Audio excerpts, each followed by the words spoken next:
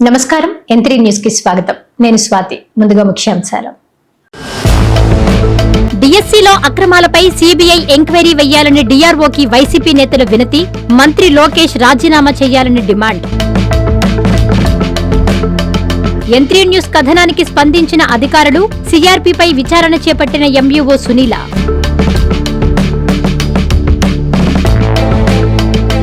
కోటలో దారుణం, నిద్రిస్తున్న మహిళపై పెట్రోల్ పోసి నిప్పంటించిన దుండగులు, ఆస్పత్రికి తరలింపు. దుత్తలూరులో రోడ్డు ప్రమాదం, వాగులో పడ్డ సిలిండర్ల లోడు లారీ, ఇద్దరికి తీవ్ర గాయాలు.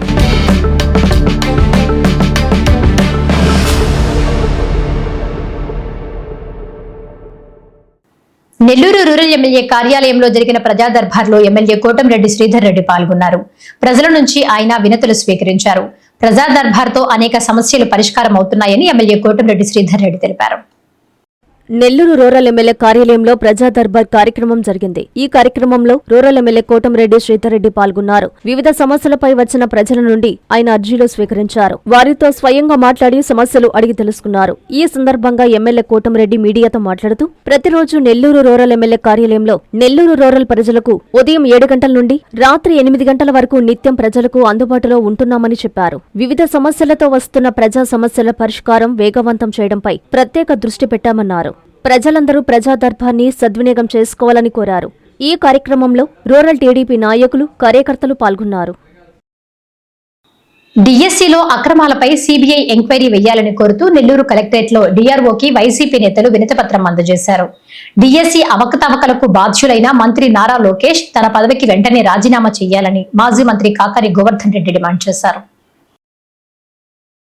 డిఎస్సి అవకతవకలపై వైసీపీ పోరాటం చేస్తుందని కాకాని గోవర్ధన్ రెడ్డి అన్నారు. డిఎస్సిలో అక్రమాలపై సిబిఐ విచారణ కోరుతూ శుక్రవారం నెల్లూరు కలెక్టర్ కార్యాలయంలో డిఆర్ఓకి వినతిపత్రం సమర్పించారు. ఈ సందర్భంగా కాకాని మాట్లాడుతూ, లక్షల మంది నిరుద్యోగులు ఎన్నో ఆశలతో డిఎస్సి పరీక్షకు హాజరయ్యారన్నారు. పరీక్షల అనంతరం జరిగిన సంఘటనలపై కలత చెందుతున్నారన్నారు. ప్రతిపక్షాలు 4 రోజులు హడావిడి చేసి మిన్నకుంటారని ప్రభుత్వం భావిస్తుందని అన్నారు. డిఎస్సి నిర్వహణలో తప్పు జరగలేదని మీరు భావిస్తే సిబిఐ విచారణకు ఆదేశించాలన్నారు. లోకేష్తో బహిరంగ చర్చకు జగన్ అవసరం లేదని, ఎమ్మెల్సీ పర్వతరెడ్డి చంద్రశేఖరరెడ్డి చాలని అన్నారు. నీట్ పేపర్ లీకు విషయంలో కేంద్ర మంత్రి రాజీనామా చేశారని, అదేవిధంగా డిఎస్సి అవకతవకలకు బాధ్యత వహించి లోకేష్ రాజీనామా చేయాలన్నారు. ఫీజు రియంబర్స్మెంట్ 9,100 కోట్లు బకాయిలు ఉంటే 2,000 కోట్లు ఇచ్చి సుమారు 6,000 కోట్లు పైన బకాయిలు పెట్టారన్నారు.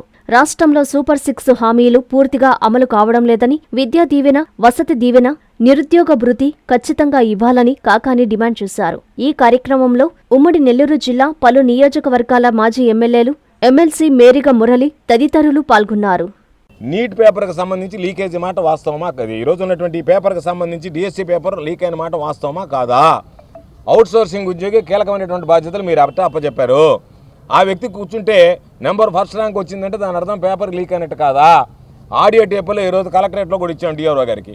ఆడియో టేపులో స్పష్టంగా 15 లక్షల రూపాయలు ఇస్తే ఉద్యోగం వస్తుందని మాట్లాడదాం. దాంట్లో బేరసారాలు జరిగిన మాట వాస్తవం కాదా? 400 పోస్టులు ఈరోజు మీరు స్పోర్ట్స్ కోటాలో ఇచ్చేశారంటే అమ్మేశారు, అవినీతికి పాల్పడ్డారు.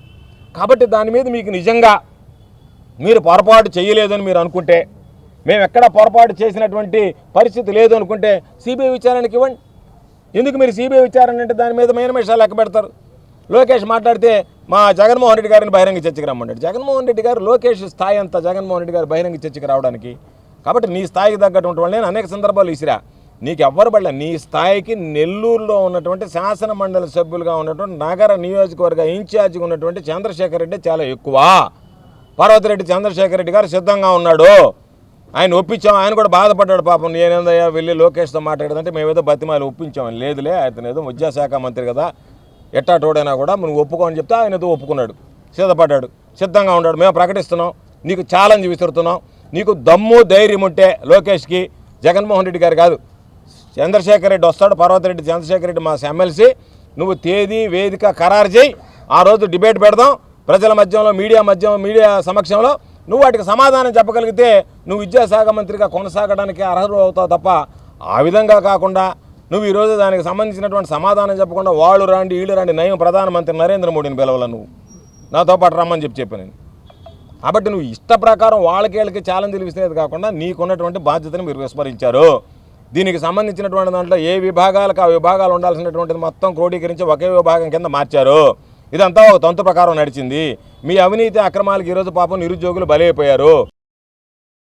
విద్యార్థులు నిరసనలు చేపట్టిన తర్వాత కేంద్ర ప్రభుత్వంకు జ్ఞానోదయం కలిగిందని సిపిఎం పొలిట్ బ్యూరో సభ్యులు బివి రాఘవులు అన్నారు. సిపిఎం నెల్లూరు జిల్లా విస్తృత ప్లీనం సమావేశంలో ఆయన పాల్గొని మాట్లాడారు. కేంద్ర రాష్ట్ర ప్రభుత్వాల వల్ల సామాన్య ప్రజలు తీవ్ర ఇబ్బందులు పడుతున్నారని ఆరోపించారు.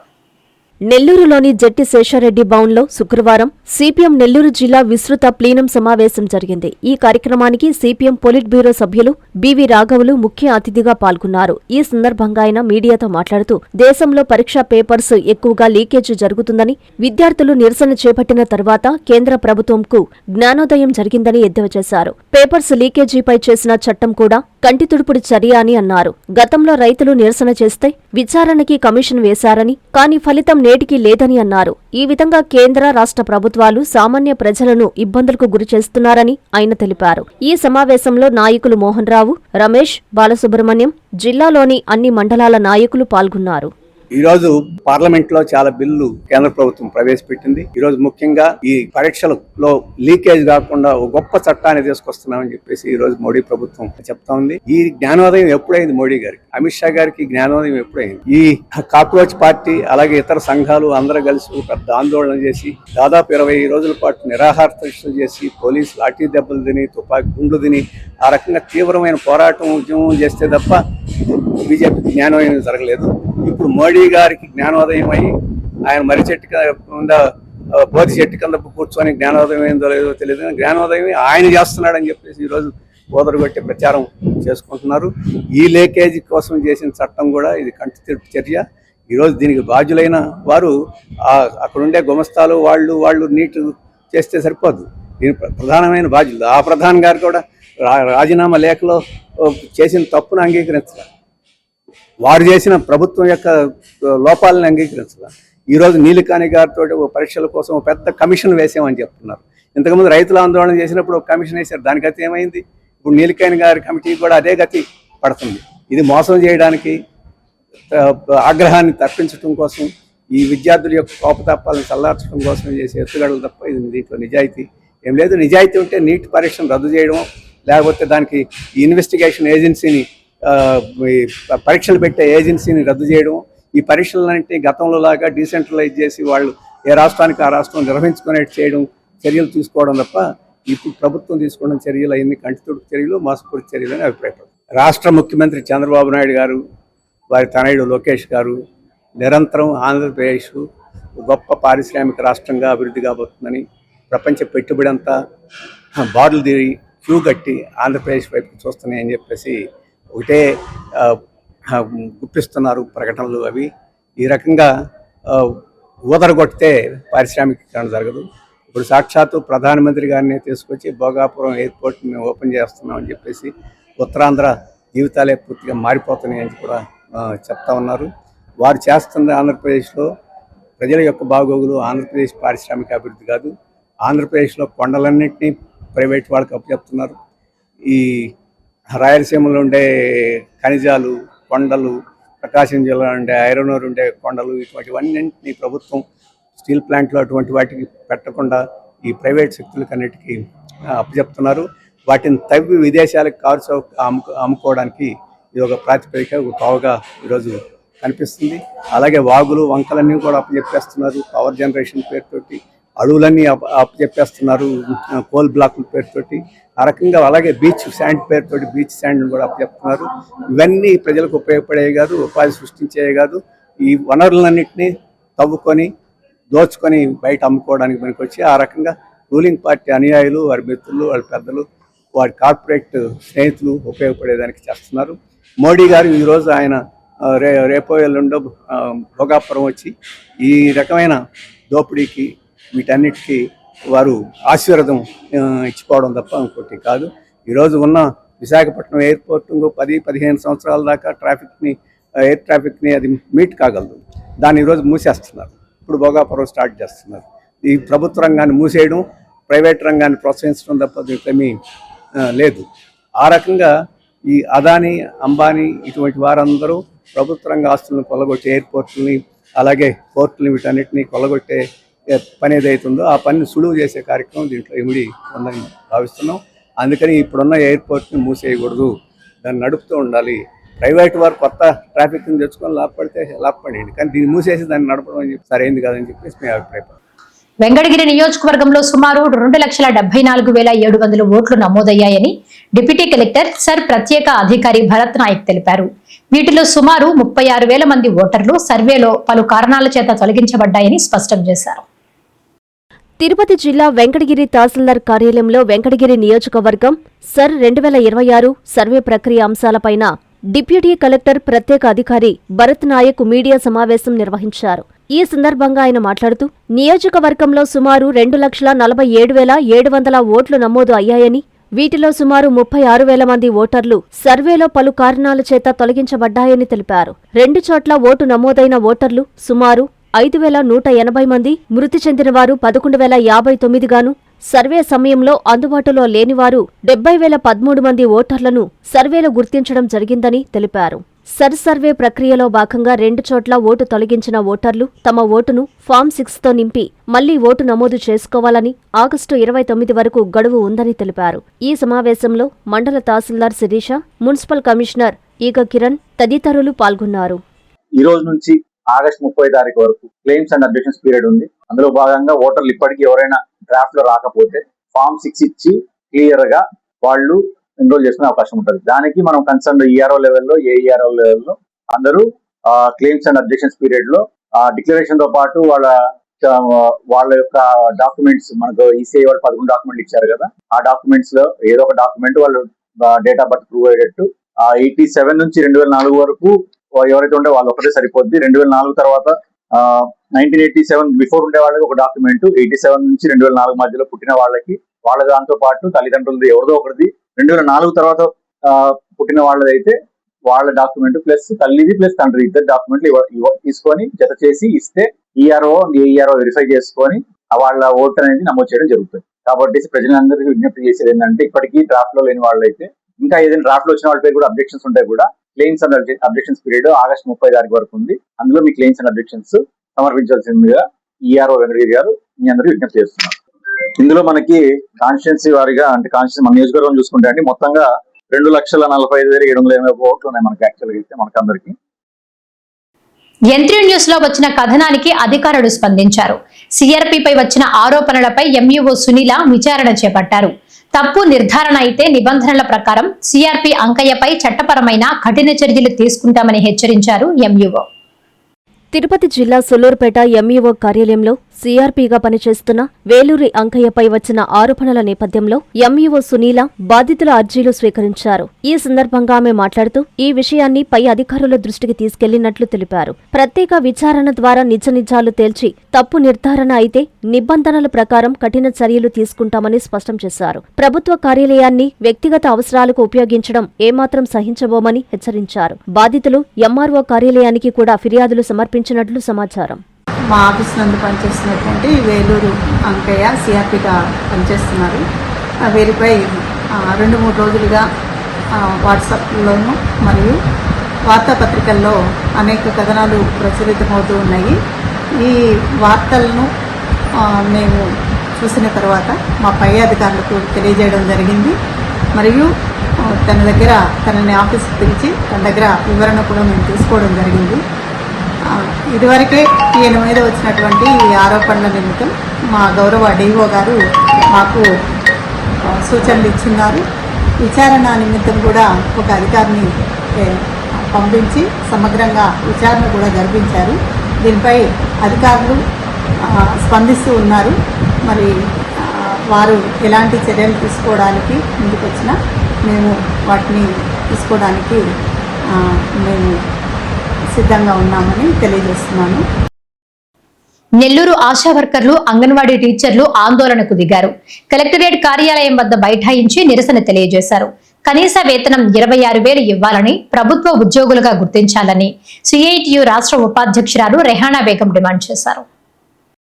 నెల్లూరులో ఆశా వర్కర్లు, అంగన్వాడీ టీచర్స్ పెద్ద ఎత్తున ఆందోళన చేపట్టారు. నగరంలోని వీఆర్సీ సెంటర్ నుండి కలెక్టర్ కార్యాలయం వరకు భారీ ర్యాలీ నిర్వహించారు. కలెక్టర్ కార్యాలయం వద్ద బైఠాయించి నిరసన తెలిపారు. కనీస వేతనం 26,000 రూపాయలు ఇవ్వాలని, తమను ప్రభుత్వ ఉద్యోగులుగా గుర్తించాలని నినాదాలు చేశారు. ఈ సందర్భంగా సిఐటియు రాష్ట్ర ఉపాధ్యక్షురాలు రెహానా బేగం మాట్లాడుతూ టీం వర్కర్లు చాలీచాలని జీతాలతో తీవ్ర ఇబ్బందులు పడుతున్నామంటూ ఆవేదన వ్యక్తం చేశారు. పెరుగుతున్న ధరలకు అనుగుణంగా జీతాలు పెంచాలని ఆమె అన్నారు. ప్రభుత్వం వెంటనే స్పందించి తమ న్యాయమైన కోరికలను పరిష్కరించాలని డిమాండ్ చేశారు. ఈ కార్యక్రమంలో రెహానా బేగం, సిఐటియు నాయకురాలు, ఆశా వర్కర్స్ యూనియన్ జిల్లా అధ్యక్షులు దుగ్గిరాల అన్నపూర్ణమ్మ, మధుసూదనమ్మ, అంగన్వాడీ జిల్లా కార్యదర్శి సుజాతమ్మ, సిఐటియు జిల్లా కార్యదర్శి గోగుల శ్రీనివాసులు, టీవీ ప్రసాద్, నాగేశ్వరరావు, పెంచల నర్సయ్య తదితరులు పాల్గొన్నారు.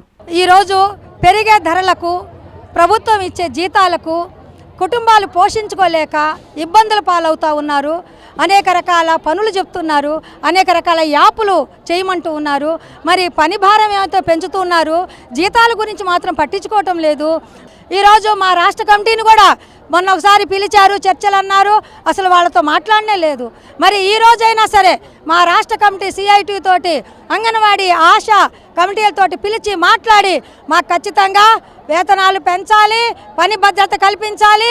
అట్లాగే స్కీమ్ వర్కర్లందరికీ కూడాను కనీస వేతనం ఈరోజు చట్టం ఏం చెప్తుంది, ఒక కుటుంబంలో పనిచేసే వారికి 26,000 కనీస వేతనం ఇవ్వాలి.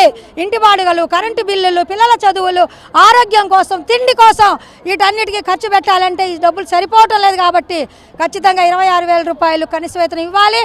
అది ఇచ్చేంత వరకు స్కీమ్ వర్కర్ల పోరాటం ఆగదని చెప్పి ఈ సందర్భంగా తెలియజేస్తా ఉన్నాము. కోట పట్టణంలో దారుణం చోటు చేసుకుంది.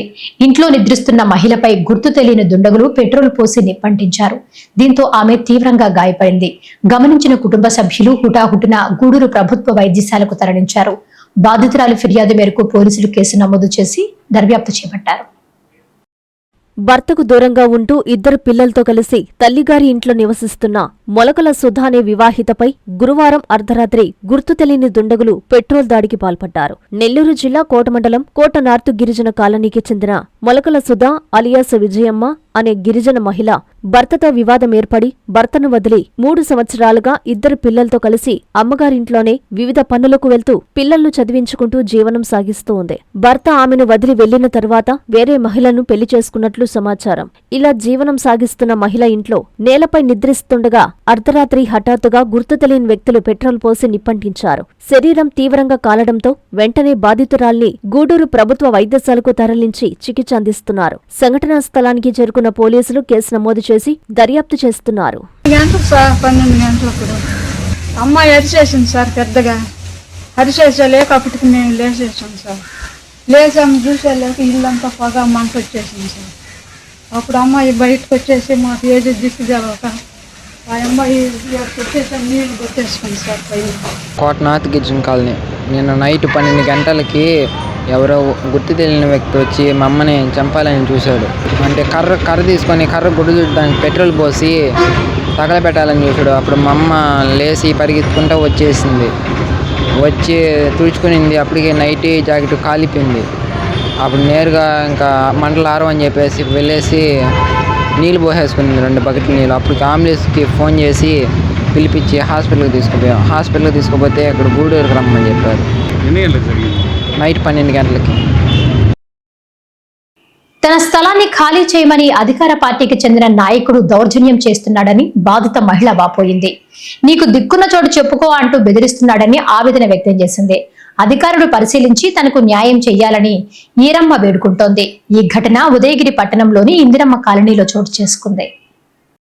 ఉదయగిరి పట్టణంలోని ఇందిరమ్మ కాలనీలో నివాసముంటున్న సగిలి ఈరమ్మ గత 30 సంవత్సరాల నుండి జీవనం సాగిస్తూ కాలం వెళ్లదీస్తున్న తరుణంలో ఆమె నివాసముంటున్న ఇంటి పక్కన ఖాళీ స్థలం నాది అంటూ టీడీపీ నాయకుడు దౌర్జన్యం చేస్తున్నారని ఆవేదన వ్యక్తం చేశారు. ఈ సందర్భంగా సగిలి ఈరమ్మ, మా తండ్రి నుండి సంక్రమించిన ఆ స్థలాన్ని ఆక్రమించుకోవాలని గత 4 నెలల నుండి నన్ను ఇబ్బందులు పెట్టి మానసిక క్షోభకు గురి చేస్తున్నారని ఆవేదన చెందారు. 30 సంవత్సరాల నుండి లేని పట్టా నల్లిపోగు నర్సింహులకి ఇప్పటికిప్పుడు ఎలా వస్తుందని ఆరోపించారు. నా దగ్గర అన్ని పత్రాలు ఉన్నా అధికారం మాది, నీ దిక్కున్న చోట చెప్పుకో అంటూ బెదిరిస్తున్నారని కన్నీరు మున్నీరయ్యారు. పట్టణంలో పలుచోట్ల అతను స్థలాలు ఆక్రమించుకొని ఉన్నారని తెలియజేశారు. ఉన్నతాధికారులు పరిశీలించి తగు న్యాయం చేయాలని ఈరమ్మ వేడుకుంటుంది.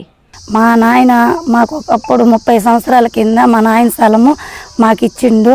ఆ స్థలంలోనే నేను నా పిల్లల్ని పెట్టుకొని అక్కడే ఇల్లు కట్టుకొని ఆడే 22 సంవత్సరాల నుంచి సంసారం చేస్తుంటే ఇన్ని సంవత్సరాలు నన్ను ఎవరు మాట్లాడలేదు. ఇప్పుడు తెలుగుదేశం పార్టీ తరపున ఉన్న నల్లిపోగు నరసింహ ఈ 5 నెలల నుంచి నాకు ఎక్కువ టార్చర్ చూపిస్తున్నాడు సార్. ఈ స్థలము ఈ ఇల్లులు ఎంత నాది, మీరు ఖాళీ చేసిపోండి, మా ఇప్పుడు ఉండేది మా ప్రభుత్వం, నువ్వేం చేస్తావు అని అంటుండు. మేము కూడా తెలుగుదేశం ప్రభుత్వంలోనే ఉన్నాము సార్. మా నాయన పెంచులయ్య సార్, గడ్డం పెంచులయ్య, మా నాయన కూడా ఆ ప్రభుత్వంలోనే ఉండి అన్నీ చేసినాడు. ఇప్పుడు ఏంటంటే నేను రిజిస్ట్రేషన్ చేయించుకొని వీళ్ళు బెదిరింపులకి తట్టుకోలేక రిజిస్ట్రేషన్లు ఎన్ని చేయించుకున్నా కూడా అవి ఏం చేస్తాయి నా ముందు, అవి ఆప్టేలు చెప్తాను, తొక్కుకుంటా పోతాను నిన్ను అని చెప్పి నన్ను ఎట్లంటే అట్లా బెదిరిస్తా. మీరు ఏం చేసుకుంటా చేసుకోండి, ఆ స్థలం నేనే తీసేసుకుంటాను అని మాట్లాడుతున్నాడు సార్. మాకు ఎవరు న్యాయం చేసేవాళ్ళు లేరు.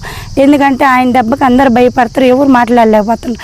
ఎంఆర్ఓ ఆఫీసులలో పోయి వాళ్ళని కూడా బెదిరిస్తున్నారు, మీరు ఎందుకు రిజిస్ట్రేషన్ చేసిండ్రు అని. నా కాడ అన్ని గ్రూపులు ఉండబట్టి నేను చేయించుకున్నా సార్. చేయించుకున్నాక కూడా ఇలా మాట్లాడుతుండ్రు. సిలిండర్ల లోడుతో వెళుతున్న లారీ అదుపు తప్పి వంతెనపై నుంచి వాగులో పడిపోయిన ఘటన దుత్తలూరు మండలంలో చోటు చేసుకుంది. ఈ ప్రమాదంలో 2కి తీవ్ర గాయాలయ్యాయి. ఘటనా స్థలానికి చేరుకున్న పోలీసులు కేసు నమోదు చేసి దర్యాప్తు చేపట్టారు. నెల్లూరు జిల్లా ఉదయగిరి నియోజకవర్గంలోని దుత్తలూరు మండలం తెడ్డుపాడు గ్రామ సమీపంలోని పిల్లాపేరు వంతెనపై శుక్రవారం రోడ్డు ప్రమాదం చోటు చేసుకుంది. ఒంగోలు జిల్లా కొత్తపట్నం నుంచి కడపకు గ్యాస్ సిలిండర్ల లోడుతో వెళ్తున్న లారీ అదుపు తప్పి వంతెనపై నుంచి వాగులో పడిపోయింది. ఈ ప్రమాదంలో లారీలో ఉన్న 2కి తీవ్ర గాయాలయ్యాయి. స్థానికులు వెంటనే స్పందించి వారిని బయటకు తీసి చికిత్స నిమిత్తం సమీప ఆసుపత్రికి తరలించారు. ప్రమాదానికి గల కారణాలు ఇంకా తెలియరాలేదు. సమాచారం అందుకున్న పోలీసులు ఘటనా స్థలానికి చేరుకొని సహాయక చర్యలు చేపట్టడంతో పాటు కేసు నమోదు చేసి దర్యాప్తు చేస్తున్నారు. తునిలో జర్నలిస్టులు నిరసన ర్యాలీ చేపట్టారు. తమ సమస్యలను వివరిస్తూ తహసీల్దార్ కార్యాలయంలో వినతిపత్రం అందజేశారు. ప్రభుత్వం వెంటనే స్పందించి జర్నలిస్టుల సమస్యలను వెంటనే పరిష్కరించాలని డిమాండ్ చేశారు.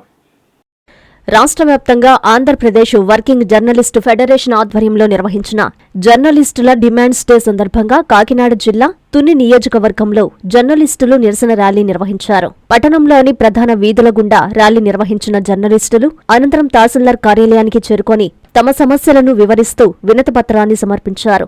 జర్నలిస్టుల సంక్షేమానికి సంబంధించిన పెండింగ్ సమస్యలను రాష్ట్ర ప్రభుత్వం తక్షణమే పరిష్కరించాలని, అక్రిడేషన్, ఆరోగ్య భద్రత, సంక్షేమ పథకాల అమలు, వృత్తి నిర్వహణకు అవసరమైన సౌకర్యాల కల్పన వంటి అంశాలపై ప్రభుత్వం సానుకూల నిర్ణయం తీసుకోవాలని కోరారు. ఈ సందర్భంగా ఏపీడబ్ల్యూజేఎఫ్ నాయకులు మాట్లాడుతూ జర్నలిస్టులు ప్రజలకు సమాచారాన్ని చేరువ చేసే కీలక బాధ్యత నిర్వహిస్తున్నప్పటికీ వారి సంక్షేమానికి సంబంధించిన పలు సమస్యలు ఇప్పటికీ అపరిష్కృతంగానే ఉన్నాయని ఆవేదన వ్యక్తం చేశారు.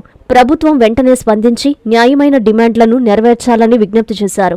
ఈ కార్యక్రమంలో ఏపీడబ్ల్యూజేఎఫ్ తుని అధ్యక్షుడు వాస ధర్మరాజు, కార్యదర్శి లంక సత్యబాబుతో పాటు పెద్ద సంఖ్యలో జర్నలిస్టులు పాల్గొన్నారు.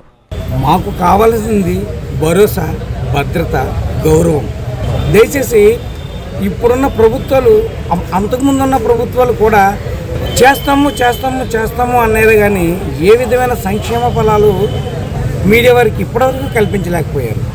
ఏ జీతభత్యాలు లేకుండా పనిచేసే జర్నలిస్టులకి ఇప్పటికైనా సరే మీరు ఆలోచించుకొని మాకు కావలసిన కొన్ని హక్కులను ఏర్పాటు చేస్తారని, అలాగే 65 years దాటిన తర్వాత విలేకరులకు అందరికీ పెన్షన్ మంజూరు చేస్తారని, ప్రస్తుతానికి ఇళ్లను కూడా జర్నలిస్టులకి ఏర్పాటు చేయాలని కోరుతున్నాను. పాడి రైతులకు ప్రభుత్వం 50% సబ్సిడీపై నాణ్యమైన పశువుల దానాను అందిస్తోందని టీడీపీ మండల అధ్యక్షులు ఏకొల్లు పవన్ రెడ్డి తెలిపారు. ఇందుకూరుపేటలోని ప్రాంతీయ పశు వైద్యశాలలో ఆయన రైతులకు సబ్సిడీపై పశువుల దానాను పంపిణీ చేశారు.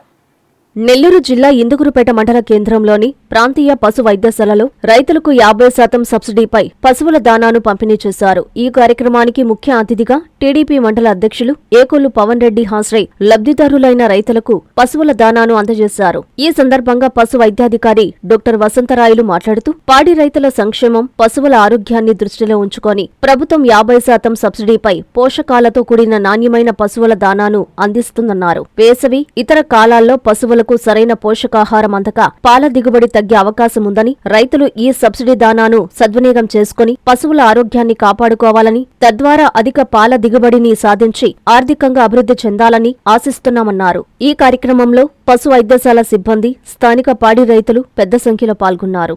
ఈరోజు ఇక్కడ మన ప్రాంతీయ పశు వైద్యశాల ఇందుకూరుపేటలో ఇక్కడ దానా వచ్చింది, 50% సబ్సిడీలో వచ్చింది. అది పెల్లెట్ రూపంలో ఉంటుంది. అది పశువులకి బాగా ఉపయోగపడుతుంది. కొంచెం న్యూట్రిషియస్ దానా, ఇది ప్రోటీన్ శాతం ఎక్కువ ఉంటుంది.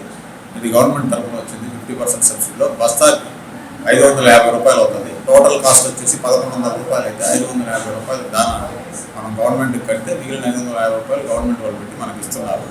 అట్లాగే ఈ ప్రాంతీయ పశు వైద్యశాలకి 100 బస్తాలు వచ్చినాయి. ఈ 100 బస్తాలు ఈరోజు వచ్చేసి మన ఏకులు పవన్ కుమార్ రెడ్డి గారి చేతుల మీద ఈ దానా పంపిణీ చేయడం జరిగింది. ఆయన కూడా వచ్చి రైతులందరికీ దానా ఇచ్చి రైతులతో మాట్లాడగలిగారు.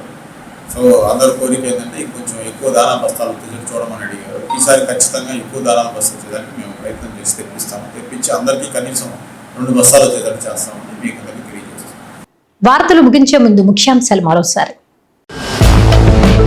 డిఎస్సీలో అక్రమాలపై సీబీఐ ఎంక్వైరీ వెయ్యాలని డీఆర్ఓకి వైసీపీ నేతలు వినతి, మంత్రి లోకేష్ రాజీనామా చేయాలని డిమాండ్. N3 న్యూస్ కథనానికి స్పందించిన అధికారులు, సీఆర్పీపై విచారణ చేపట్టిన ఎంయూఓ సునీల.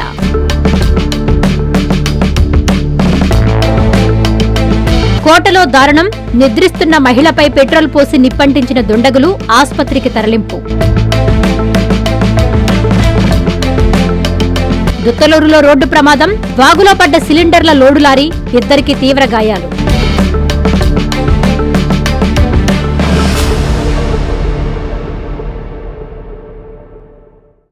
ఈ వార్తలు ఇంతటితో సమాప్తం. నమస్కారం.